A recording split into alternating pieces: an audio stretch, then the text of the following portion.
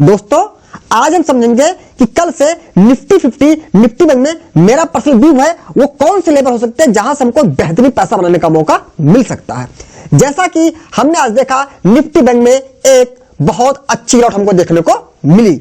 उसका देखिए रीजन क्या था, सारी बातें आपको मैं क्लियर कर देता हूं। इसलिए मैं बोल रहा था, टेलीग्राम में बोलता था कि मेरा व्यू क्लियर नहीं है। मैंने एक बार को बोला कि मार्केट ऊपर जा सकती है, थोड़ी बहुत चाहे ऊपर गई हो, उसके बाद नीचे आ गई, मेरा स्टॉप लॉस हिट हो गया दोस्तों। ठीक है, मैंने अभी प्रीवियस वीडियो जो बनाई थी संडे को, उसमें देखिएगा मैंने इस वाले डिमांड को, देखिए जल्दबाजी बिल्कुल मत करिए कि गिर गया, स्टॉप लॉस हो गया, बेकार की चीजें हो गई है, मैं कैसे क्या करूं, मैं कैसे पैसा कमाऊं। डोंट वरी, सारी चीजें आसान होंगी, थोड़ा सा समझिए, तभी आने वाले दिनों में एक अच्छा मौका बन सकता है पैसा कमाने का।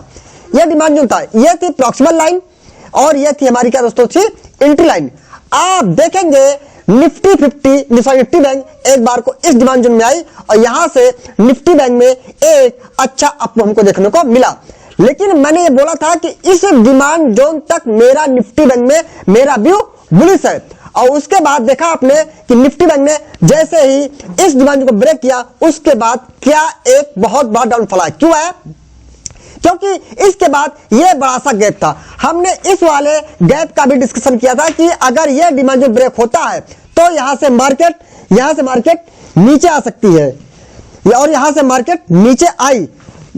और देखिएगा यहां से आप दोस्तों कि अब ये जो मार्केट अभी निफ्टी बैंक क्या करिए, इस वाले डिमांड जोन को हिट करने से भी बच गई है। ये रहा देखिए प्रॉक्सिमल लाइन, और ये दोस्तों हमारी क्या रही दोस्तों एंट्री लाइन।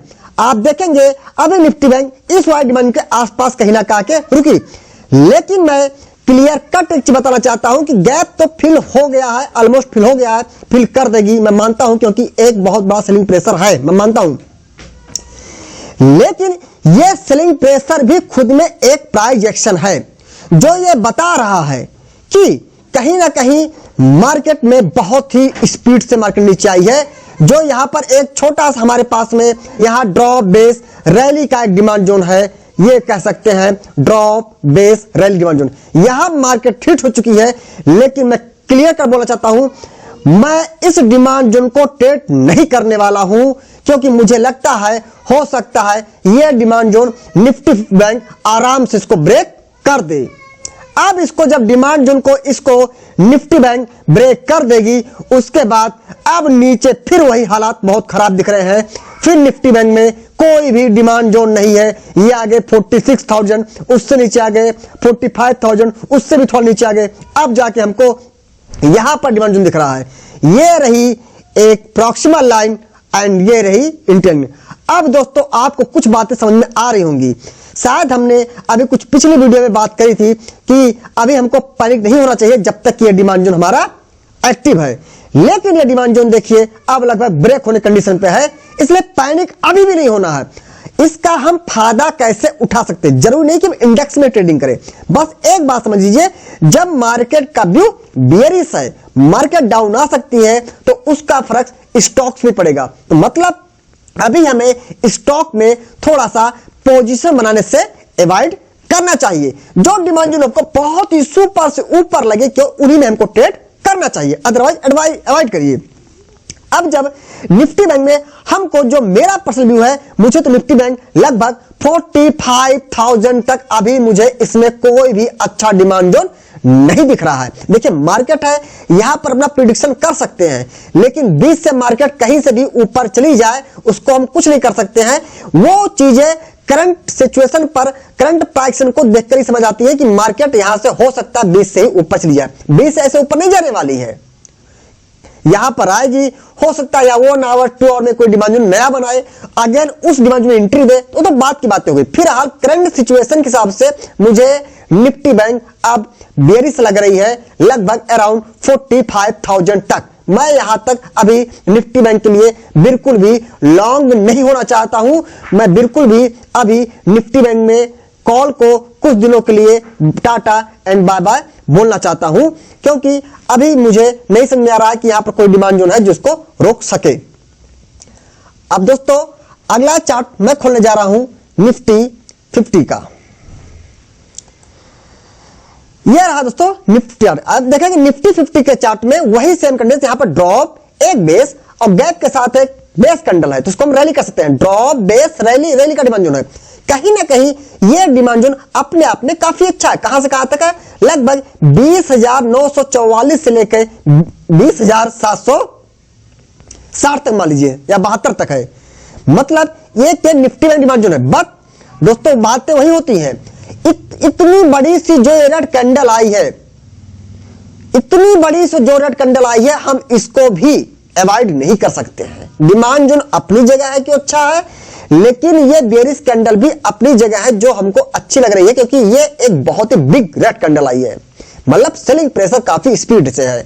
तो निफ्टी बैंक जब तक इस डिमांड जोन में आए, यहां पर थोड़ा ठहराव ले ले या 1-2 दिन यहां पर कंसोलिडेशन कर जाए, तभी हम यहां से इसका भी बुलिश मान सकते हैं।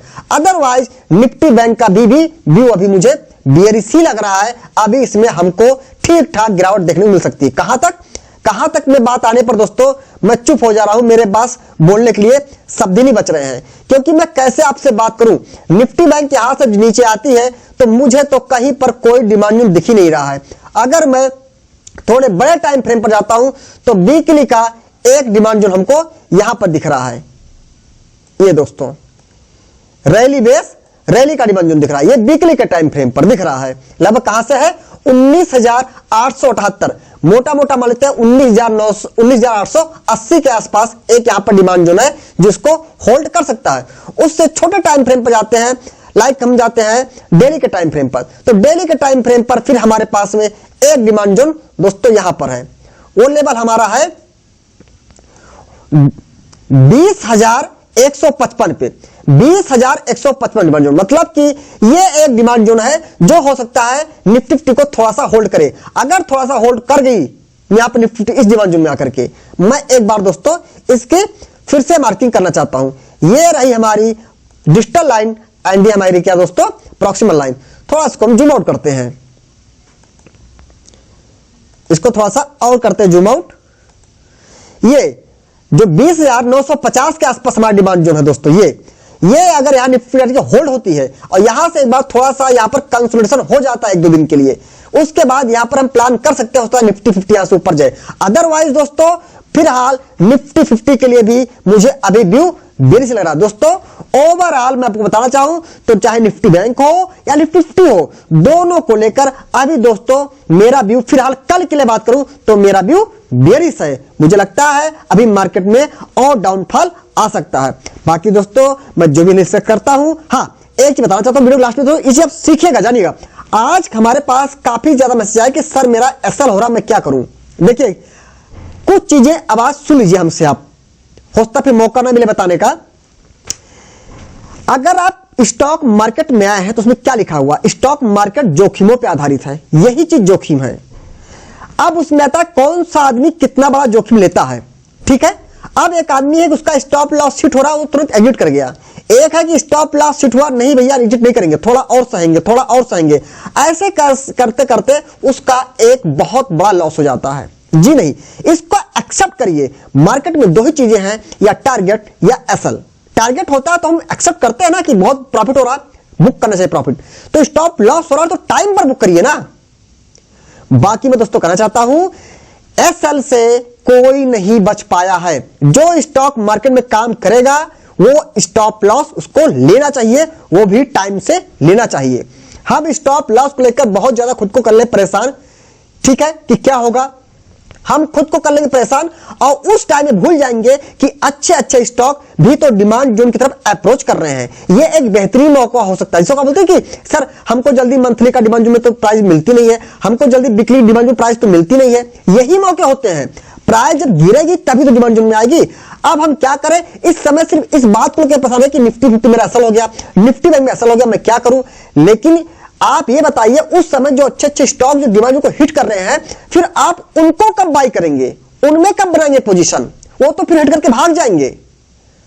तो मैं दोस्तों यही कहूंगा कि बिल्कुल भी आदमी को पैनिक नहीं होना चाहिए, समय पर टारगेट भी लीजिए और समय पे स्टॉप लॉस भी लीजिए। मैं कोई भी टेलीग्राम पे जब शेयर आपको शेयर करता हूं तो कोई टिप्स रिकमेंडेशन नहीं कहा है, लेकिन उसमें फिर भी मैं स्टॉप लॉस पॉइंट का जिक्र जरूर करता हूं, टारगेट का जिक्र नहीं करता हूं कि टारगेट क्या है। मैं बोल देता हूं एसएल का डबल, लेकिन एसएल जरूर देता हूं। क्यों? क्योंकि मुझे पता है कोई भी लेवल कभी भी स्टॉप लॉस हो सकता है, इसलिए हमको इसके लिए अपना मन बना के रखना चाहिए कि स्टॉप लॉस होगा तो हम ले लेंगे, एक्सेप्ट कर लेंगे। बाकी दोस्तों हमने निफ्टी बैंक का जो भी व्यू रखा, ये मेरा एक पर्सनल व्यू था, जो नहीं कि इसको आप मान करके ट्रेड ले ही ले। कोई भी ट्रेड बनाने से पहले आप अपनी खुद की एनालिसिस जरूर करिए। और दोस्तों हाँ, अगर आप हमारे टेलीग्राम चैनल को ज्वाइन करना चाहते हैं तो हमारे यूट्यूब वीडियोस के डिस्क्रिप्शन जो लिंक दिया गया वहां से हमारे टेलीग्राम चैनल ज्वाइन कर सकते हैं। थैंक यू दोस्तों।